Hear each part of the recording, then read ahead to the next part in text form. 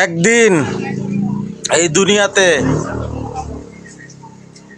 আমার নাম ধরে আর কেউ ডাকবে না।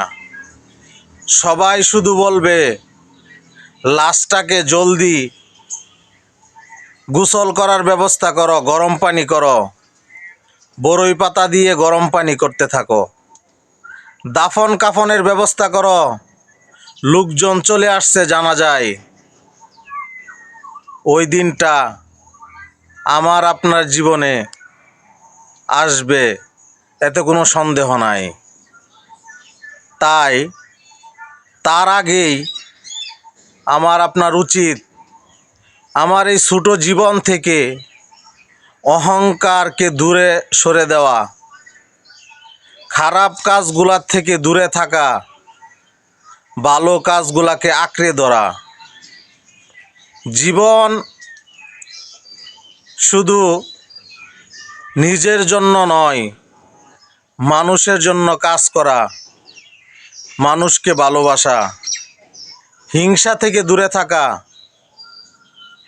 নিজের পরিবারকে ভালোবাসা, আত্মীয় স্বজনের খোঁজ নেওয়া। নামাজ আর রোজা দিয়েই কোনো কিছু হবে না ভাই। আপনার 5 দিক ঠিক রাখতে হবে, তারপরেই হবে কবরের শান্তি, তার আগে নয়।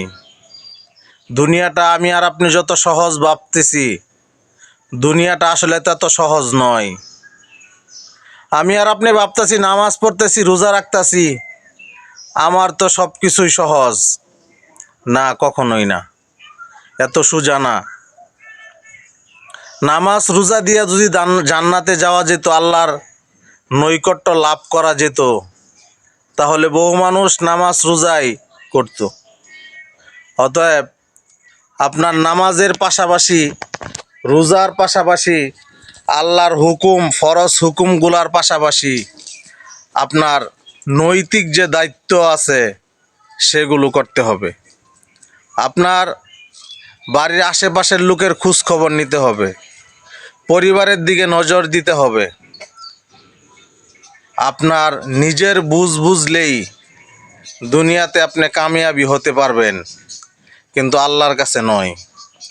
ধরা তো বা এক জায়গায় খেতে হবে, তা হচ্ছে 3.5 হাত মাটির নিচে। মরণ কিন্তু আমার আপনার হবে, তাতে কোনো সন্দেহ নাই। এই দুনিয়াতে মানুষ কোনো কিছু বিশ্বাস করুক আর নাই করুক, একটা জিনিস সকলেই বিশ্বাস করে, তা হচ্ছে মৃত্যু। এই কারণে আমি আর আপনি মানুষের জন্য যাই কিছু করতেছি না কেন, কেউ কিন্তু আমার আপনার অন্ধকার কবরে সাথিয়ে হবে না। কেউ আমার পাশে আপনার পাশে অন্ধকার কবরে যাবে না। যত আদরেই বলেন না কেন, আমাকে আপনাকে করুক না কেন, কিন্তু মরার পরে কেউ পাশে থাকবে না। শুধু মরার পর আমার আপনার পাশে একটা জিনিসই থাকবে, তা হচ্ছে আমার আমল, আমার চরিত্র, আমার আখলাক, আমার ন্যায় নীতি, এইগুলোই থাকবে, অন্য কিছু থাকবে না।